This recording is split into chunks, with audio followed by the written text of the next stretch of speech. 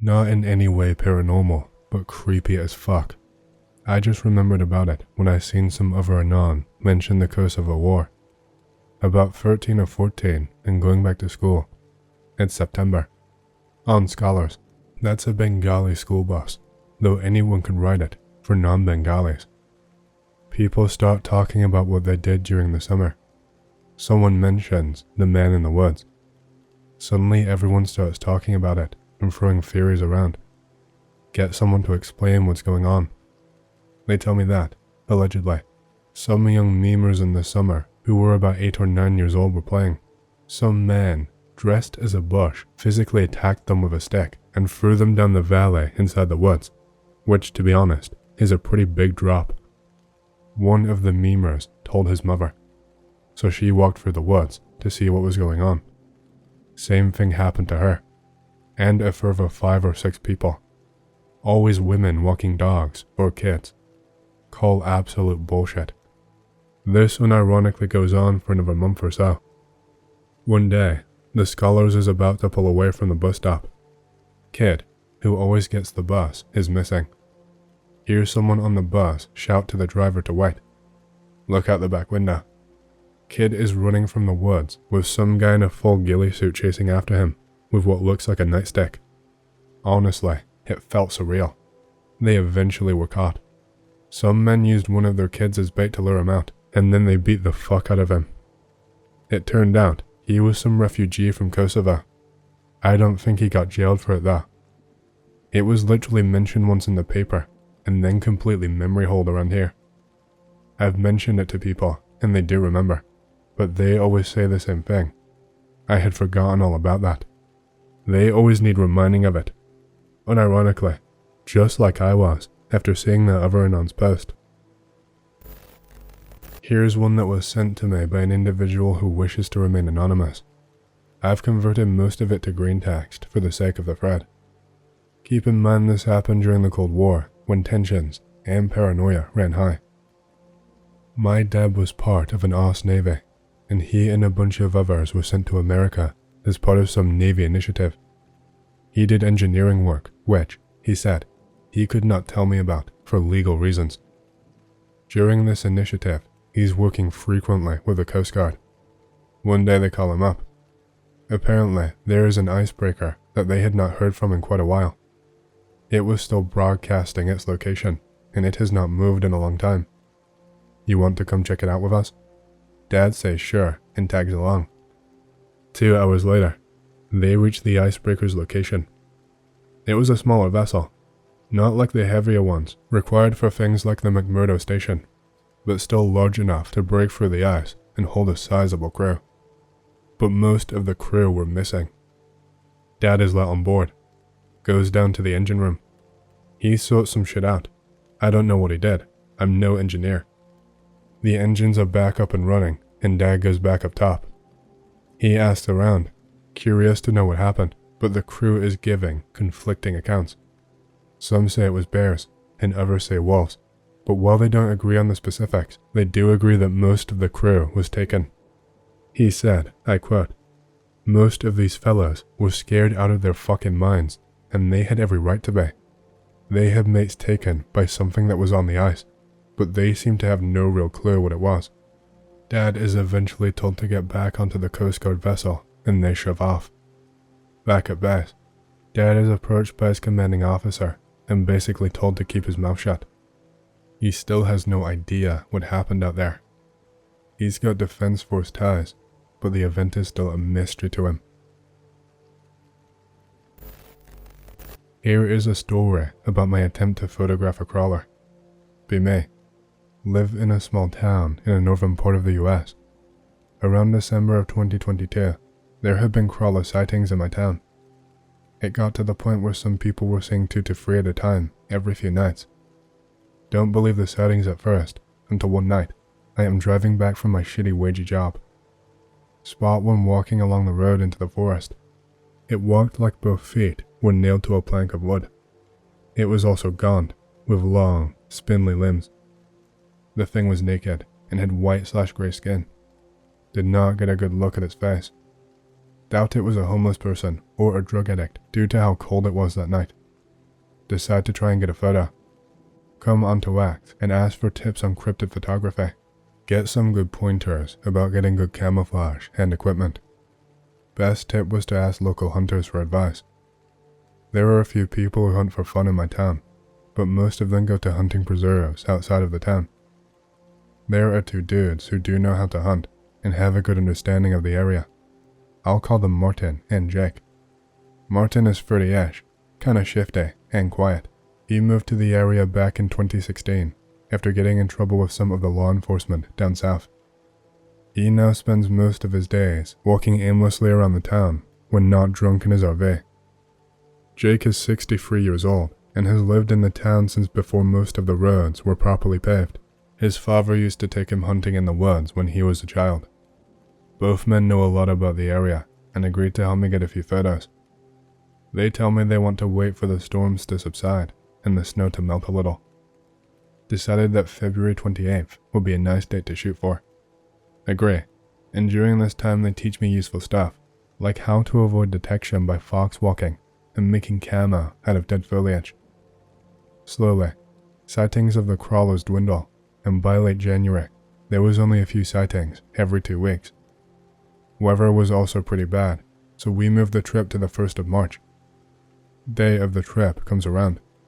We head into the woods. Jake has his father's old Garand. Martin has an old, beat-up Winchester shotgun. We hike in the woods, and for the first few hours, swapping stories and chatting about life. Nothing too bad happened that first night.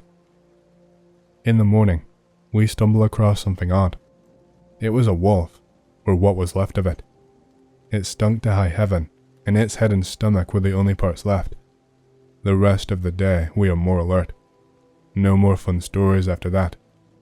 Martin wants to head back. It was still pretty cold too, and the previous night had been pretty bad. We decide to cut the trip short by 2 days, and just spend one more day out. Jake says we should head to one of the creeks where a few animals usually congregate around. While we're walking to the creek, the smell returns, and it is downright nauseating.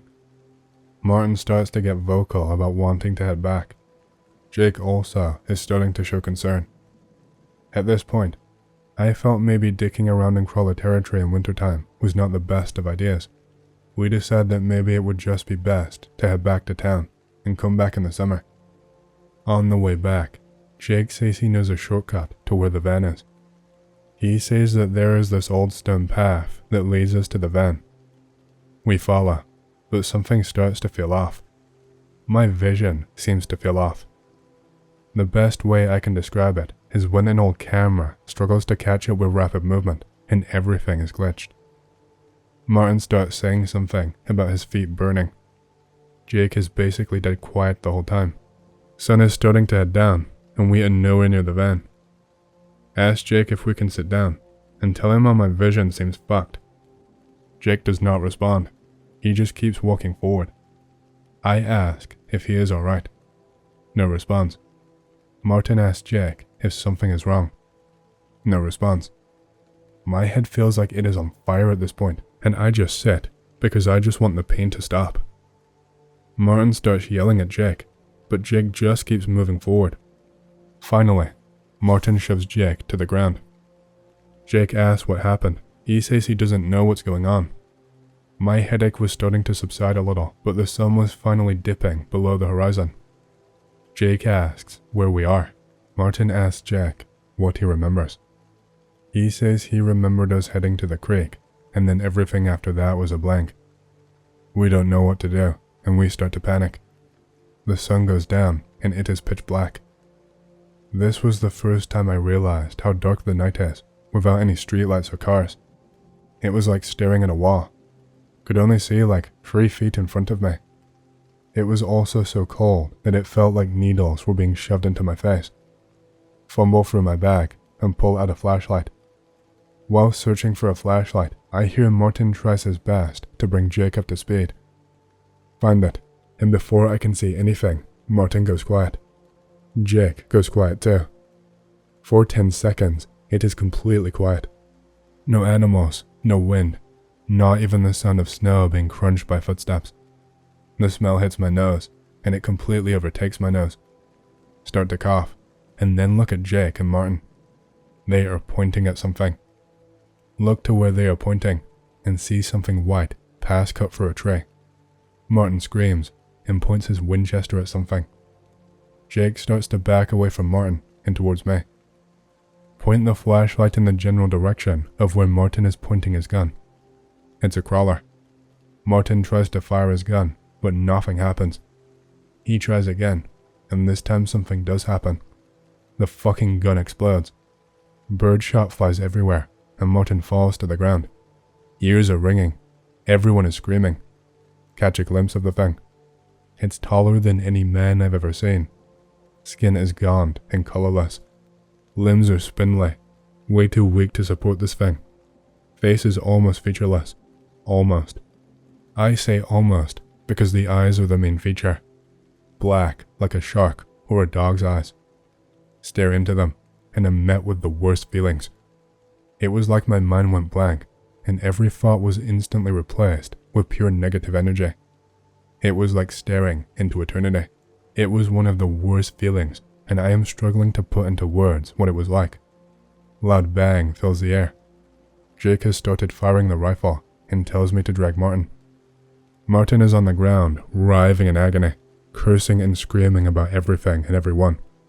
Birdshot and bits of metal are embedded in his face, hands and arms.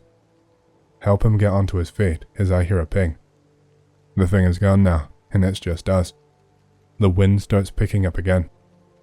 We drag Martin for about 40 minutes, trying to reach a road. We are lucky enough to stumble upon a road a car picks us up. Martin had to get a few bandages and stitches. It's been a few days since the incident, and Martin got discharged from the hospital a few days ago. Paid for his hospital bills and tried to talk to him. We talked for only a few minutes about what we saw. The last thing he told me, he was taking his RV and heading to the southwest. He left 2 days ago. Jake, on the other hand, plans on seeing his family in Florida in a few days. He gets uncomfortable every time I ask about what happened that night, and that's the story of how I saw a crawler and vowed to never go looking for cryptids again. This event took place in late 2017, near Winter Park, Colorado, at a family friend's cabin. The cabin is in a fairly remote place, with few houses around. My family had spent the day sledding, and came back to the cabin in the early evening. My parents and their friends were playing board games downstairs, while my 3 siblings and their 2 friends were upstairs playing. So at some point, my mom notices that my younger sister is not playing with the rest of the kids, and asks my other sister where she is. She said that she had gone into her room to listen to music, so my mother thought nothing of it.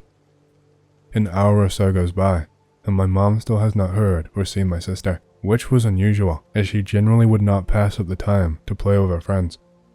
So my mom checks the room to find that she was not there. Immediately, my mom goes into a panic and starts screaming her name. Everyone in the house starts searching all of the rooms in the house, but they can't find her anywhere.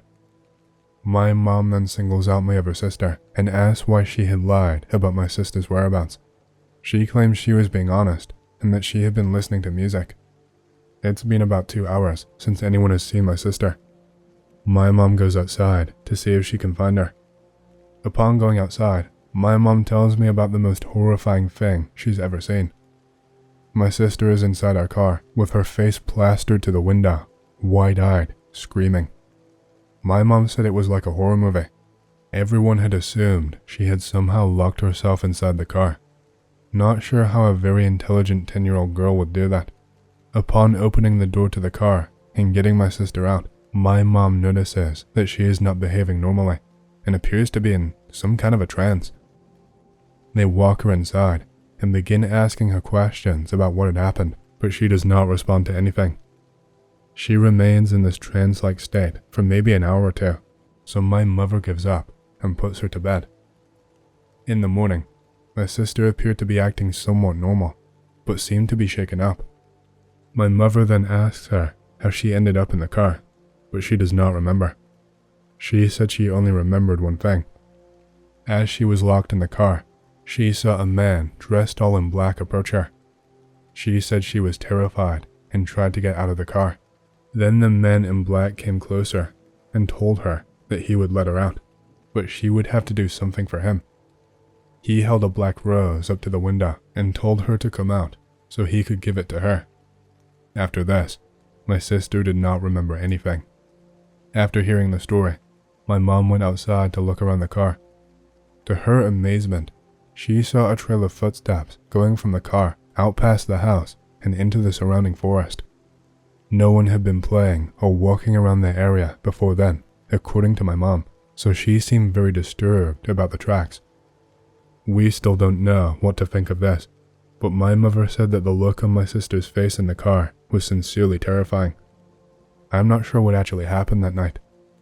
If I'm not wrong, Colorado is also a hotspot for missing 411 cases. I'm thankful my sister did not become one of them, but maybe she saw something similar to what others have seen before their disappearance. Growing up in a shitty town in the vicinity of Memphis, probably 15 years old when this happens, hanging out with a greasy metalhead friend of mine and smoking a few blunts. He lives in a much more urban area than I do. I live in the suburbs. It's getting late and I need to head home. He says he will walk with me because it's a bad neighborhood and he is tall and wide enough to probably scare off any guy that pulls a knife on us. Stop for a second because friend needs to call his mom and tell her where he's at. Windowless van pulls up by us. By windowless, I mean it was supposed to have glass in the windows, but the panes had been removed. Can't really see inside. Smells faintly of piss and cigarettes. Anorexic looking chick leans out of a front window seat. Hey, can tell she's on something. Her eyes are looking in two different directions and she's covered in sores. Want a party? No thanks bro, I'm good. She stops for a second, going from smiling to scowling at me and panting like a dog. Gruff voice from the van tells her, Jesse, get back here you fucking bitch. She whimpers, then leans back in, and I think goes into the back. Notice that whoever is in the other front seat is staring at us. Can just barely see the streetlights glinting off his eyes, like with cat eyes. Can see from his silhouette that he has to be fucking jacked. Immediately become aware of how easy it would be for this guy to subdue my friend and grab me. Grab friend's arm and start walking. Van stays there. Look back and I swear to God, the guy is still looking at me. We go through some alleys to get away. Almost home now. We were power walking the entire time and I needed to stop because being out of shape and mildly stoned was making it hell to breathe. Sit on the curb, on the outskirts of the urban area now. Notice, probably like a block down, that same van is now parked by the curb. Watch this young looking girl, could not have been older than 13, get into the back.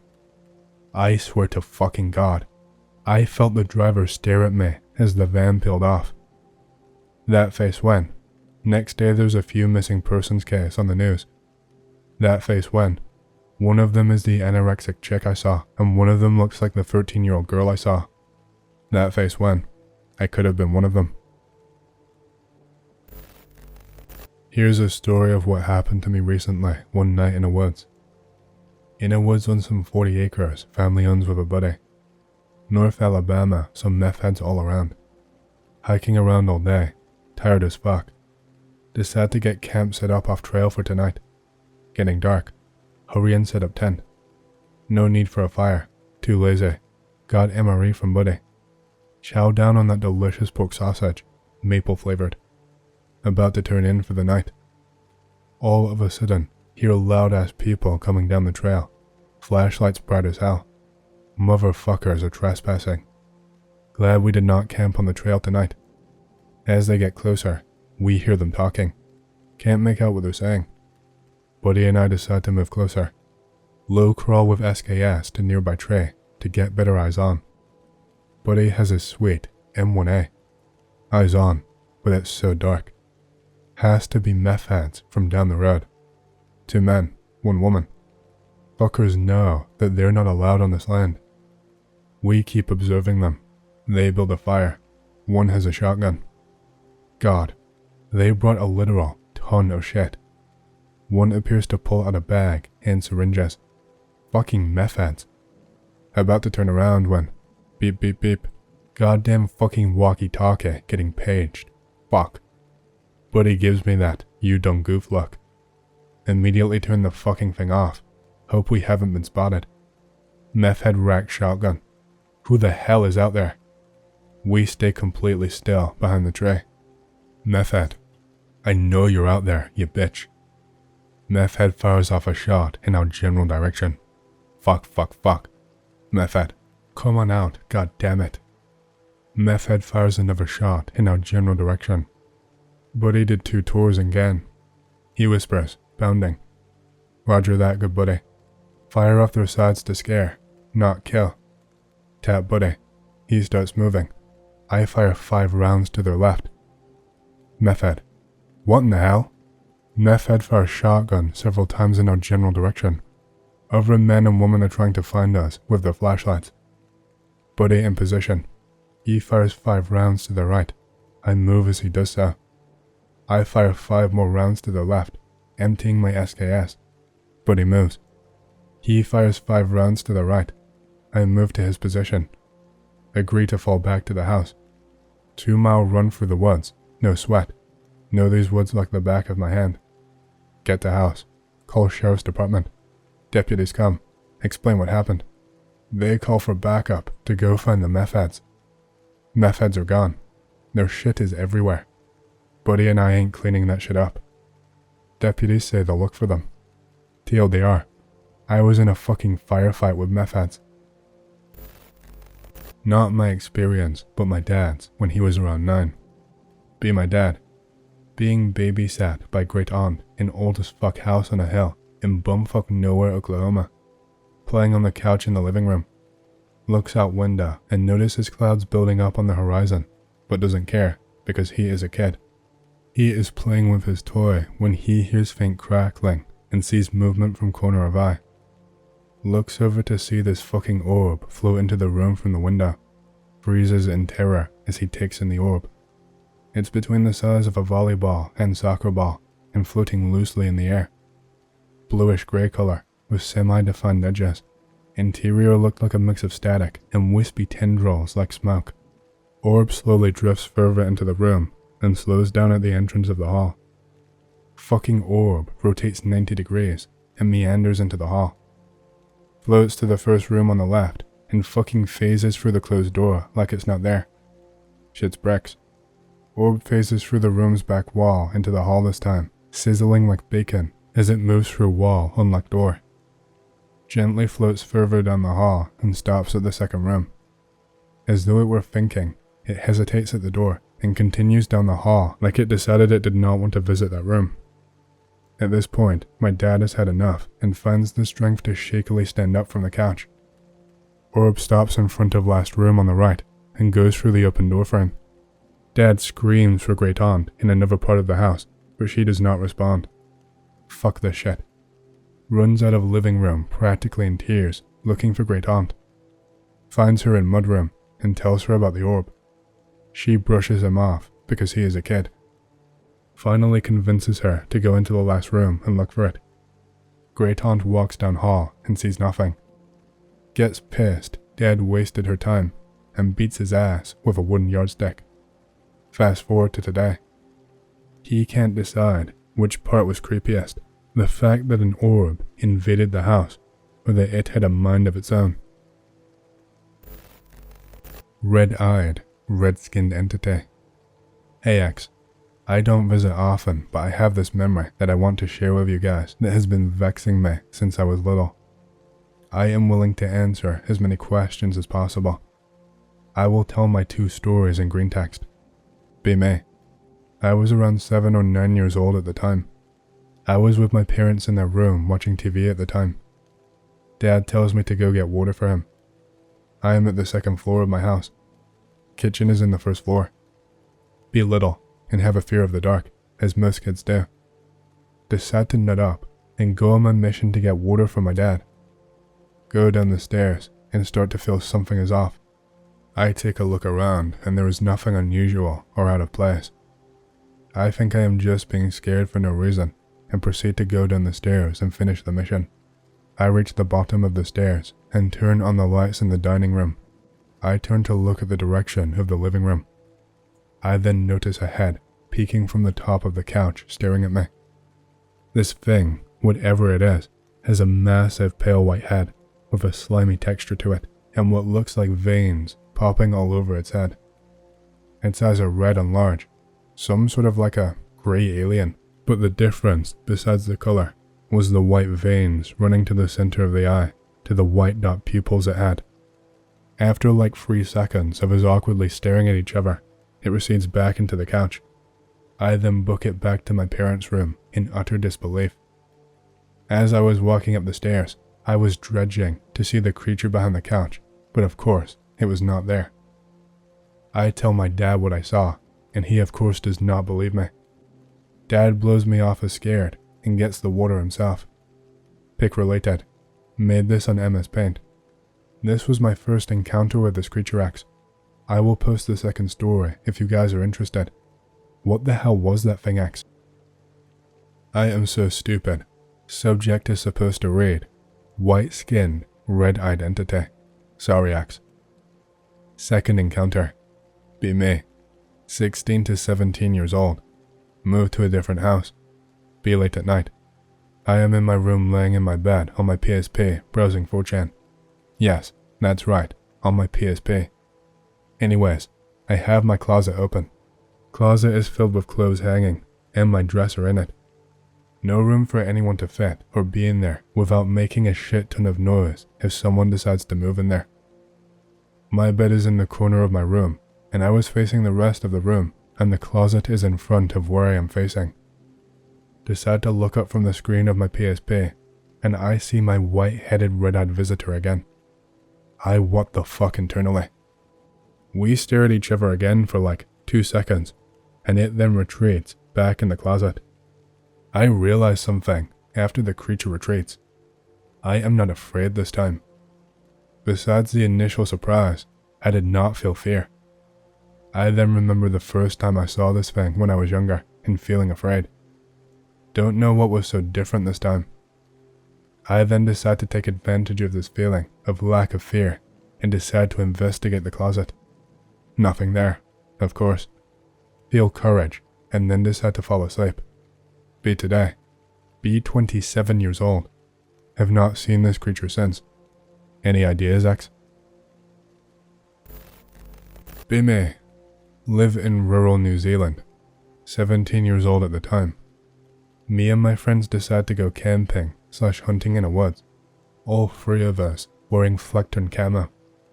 I bring my H&K SL8. Friend 1 brings M&P 15. Friend 2 brings cheap 870 clone made by Ranger because poor. No handguns because stupid laws. We go to a nearby farm that another friend of mine owns. All going well, .png. Around 2:30 AM, when I get woke up by a weird sound from somewhere on the right side of my plus friend 2's tent. Sounds kinda like someone muttering and laughing to themselves 100-ish meters away. Look to my left to see if friend 2 is still there. He is, and asleep. Weird. Can't sleep, so unzip tent and crawl out. Friend 1's tent is still zip closed. Can hear him snoring. Crawl back to tent, try to sleep. Noise won't go away. Wake friend 2 up, tell him about the noise. He hears it too. Can't figure out what the noise is. Can vaguely hear what sounds like words amid the muttering. Start getting scared. We both load our firearms. Wake up friend 1. He gets his rifle and loads it. Noise is louder now, like whatever is making it is closer. We get our torches, flashlights for you Americans, and head out toward the noise. Walk about 60 meters, then stop. In our torchlight, we see some guy, shirtless, looks about 50, just muttering to himself. Some shit like, and when that time comes and he arrives, all will change. He's saying it all with a really weird inflection, kinda like the Burger King foot lettuce guy. Weirdo. We all lower our weapons because he does not seem to be a threat. Relief.avi, because it's not a Wendigo or something. Sir, Are you alright? He ignores us and keeps muttering, Hello, are you okay? Nothing. We approach him. Still no reaction. We get like 5 meters away from him when he looks at me dead in the eye and screams, It will come, at the top of his lungs. He turns and just fucking runs off into the woods with no warning. He just disappeared completely the instant he was obscured from our view.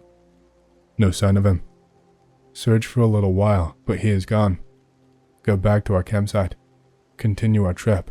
Nothing else weird happens. Not really a spooky story, but a weird one nonetheless. Anyone know if this was a paranormal entity or just a senile old man?